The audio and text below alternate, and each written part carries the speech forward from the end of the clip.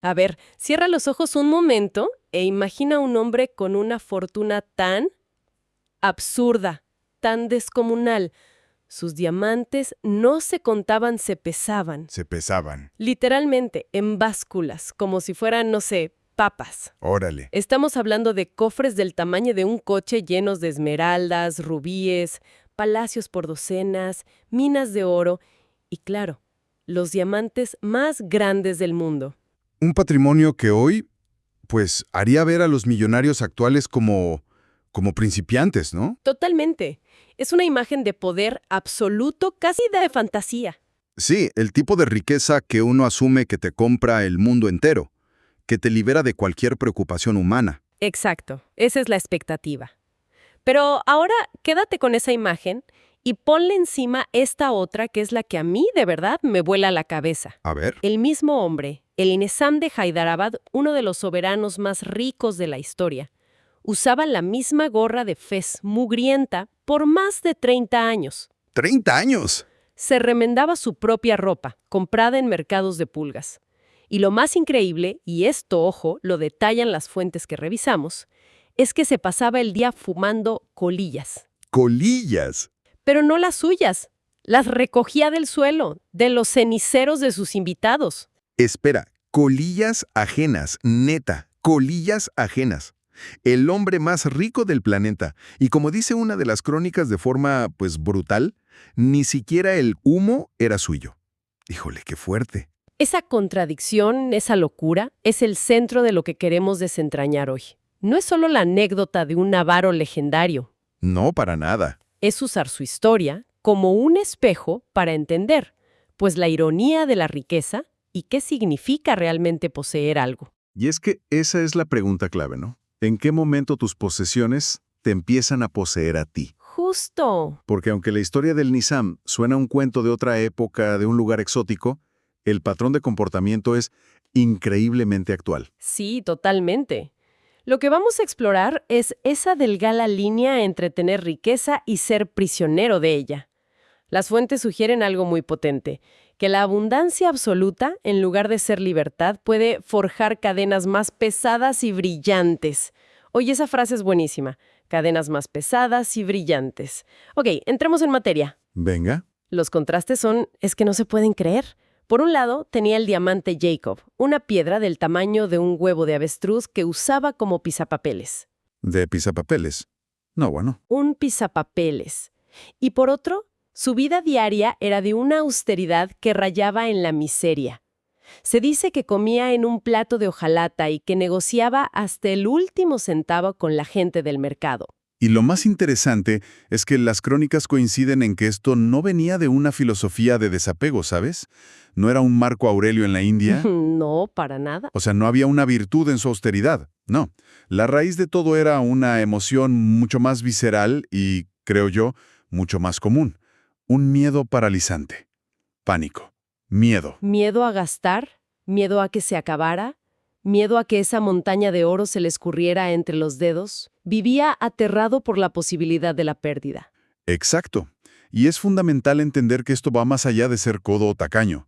Lo que describen es una patología, una ansiedad que lo consumía. Sí, El miedo era el sistema operativo de su vida. No es que eligiera ser austero, es que era incapaz de disfrutar de su riqueza porque cada peso gastado no era placer. no. Era una pequeña derrota en su guerra personal contra la carencia, una carencia que, pues, solo existía en su cabeza. Pero, a ver, déjame jugar al abogado del diablo un segundo. ¿No podría haber algo de prudencia extrema en eso? ¿Cómo? Digo, en un mundo volátil, donde las fortunas se evaporan, donde los imperios caen, ¿no es su comportamiento una versión, aunque sea exagerada y patológica, de guardar para tiempos difíciles? Es una pregunta válida, y es justo la línea que a menudo se cruza sin darse cuenta. La prudencia se vuelve patológica cuando la acumulación deja de tener un propósito. Claro. Ahorrar para una emergencia, para el futuro de tu familia, para tener libertad. Eso es una herramienta, pero el Nizam ya tenía una fortuna que no se podría gastar en 1000 vidas. Su miedo no era racional. No tenía sentido. Y aquí es donde ocurre esa inversión de roles tan fascinante que menciona el texto. Sus diamantes lo poseían más que él a ellos. Las joyas no eran un seguro, eran sus carceleros. ¡Guau! Su vida no giraba en torno a las posibilidades que le daba su dinero, sino en torno a la única cosa que no podía controlar, la posibilidad de perderlo. Claro, la riqueza dejó de ser una herramienta y se convirtió en la misión misma. La misión era protegerla, no usarla. Exactamente. Y esa mentalidad lo acompañó literalmente hasta la tumba. Hay una anécdota que narran las fuentes que es el cierre perfecto para su biografía. Es brutal. A ver, cuenta. Al final de su vida, ya viejo, sintiendo que la muerte se acercaba, ¿a qué no sabes qué hizo? Conociendo al personaje, me imagino algo relacionado con esconder un tesoro. Pero la forma. El tipo agarra el diamante Jacob, esa joya legendaria que se decía era más grande que el famoso Koh-i-Noor, y se lo esconde. En el zapato. Dentro de su calcetín. El tesoro de un reino, el símbolo de su poder infinito, reducido a un objeto clandestino escondido bajo un talón sudoroso. Híjole. El texto lo describe como el acto de un mendigo que esconde un pedazo de pan. Es una imagen potentísima. Es que esa imagen es una radiografía de su alma. Es la metáfora perfecta de su existencia. Totalmente. Piensa en el simbolismo tan profundo de ese acto final.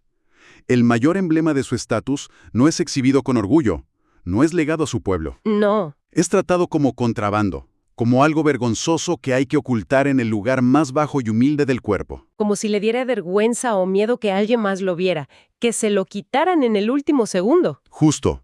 Ese gesto demuestra sin dejar lugar a dudas que ni en el umbral de la muerte se sentía el dueño de su tesoro, era su esclavo.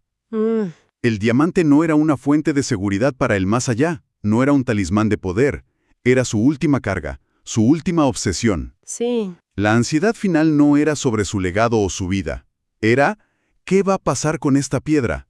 Tenía que llevársela consigo, no por poder, sino por el terror a que otro la tuviera. Es la prueba definitiva de que su riqueza no solo no lo liberó, sino que lo encarceló hasta su último aliento. Es fácil ver este Nizam como un personaje de fábula, ¿no? Una caricatura de la avaricia de otra época. Sí, suena como a un cuento. Pero mientras lo platicamos, no puedo evitar pensar en cuántas versiones de él vemos todos los días. Quizás menos exageradas, pero con el mismo software mental. Totalmente. El escenario cambia, la ropa es diferente, pero el drama psicológico es idéntico. Se repite una y otra vez. Sí, y las fuentes que analizamos hacen un puente muy directo al presente, dan ejemplos muy claros. A ver. Mencionan, por ejemplo, a ciertos millonarios de Silicon Valley, tipos que crean empresas que valen miles de millones de dólares, que tienen fortunas que no podrían gastar ni en 10 vidas, pero que viven con una mentalidad de escasez.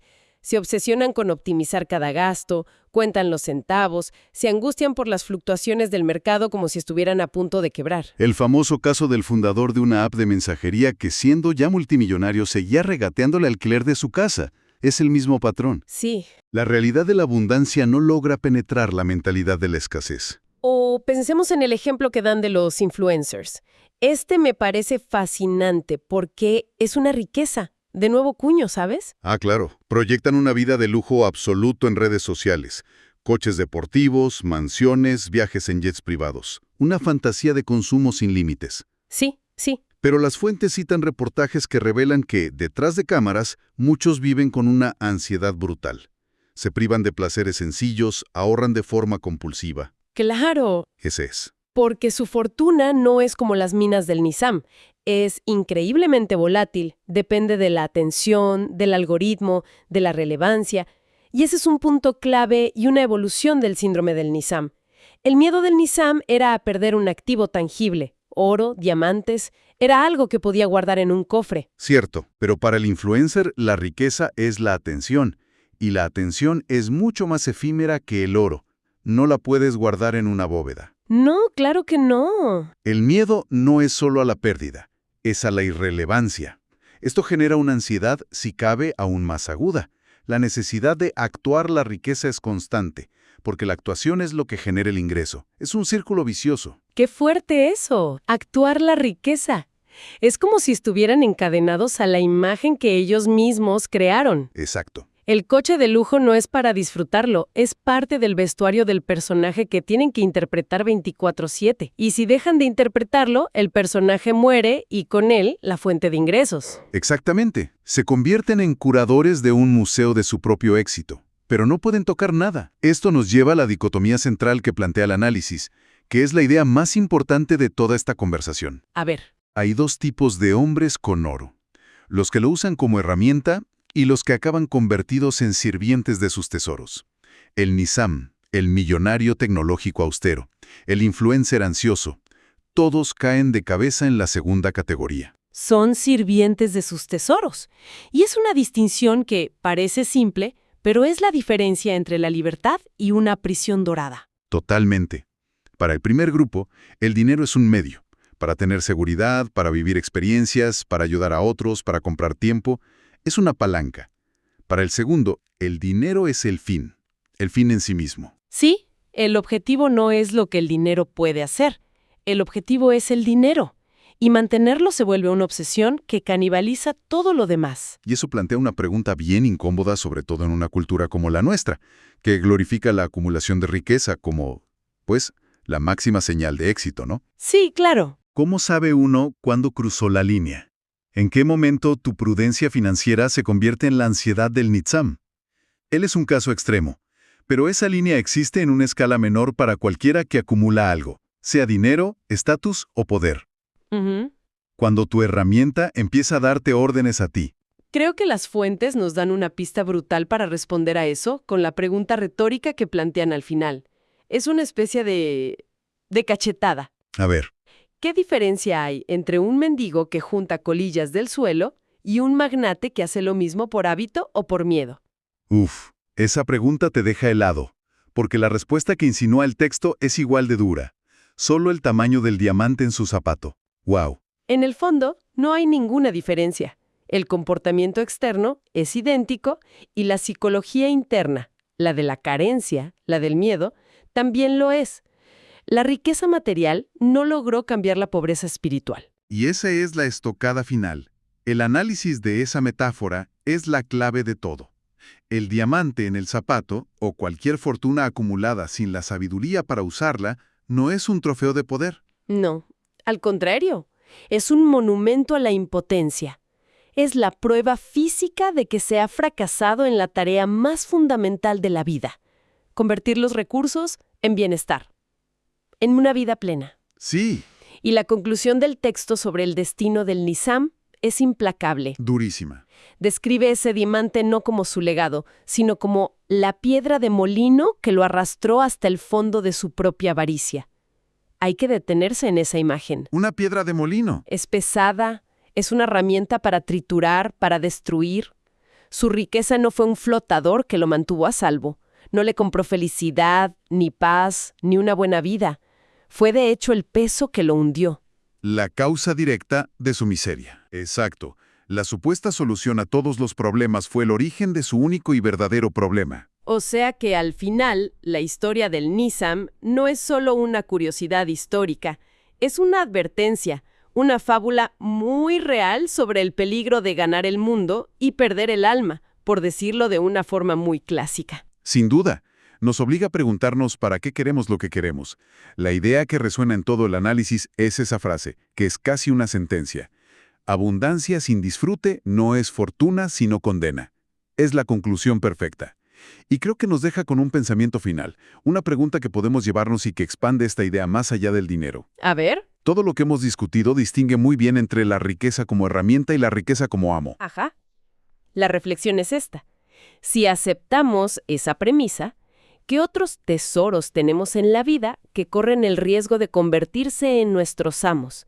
Quizá no son diamantes.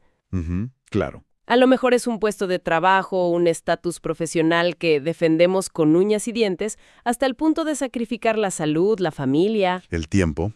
Sí. O tal vez son ideas, creencias a las que nos aferramos con tanta fuerza que nos impiden aprender o cambiar, aunque nos hagan infelices. Incluso puede ser algo tan simple como nuestra propia imagen, esa que proyectamos en redes. Claro, que te obliga a vivir de una forma que no te llena, justo. La pregunta que queda flotando, y que creo que es la verdadera lección del Nizam, es: En cualquier área de tu vida, ¿en qué momento tu herramienta más útil se empieza a sentir como una cadena invisible,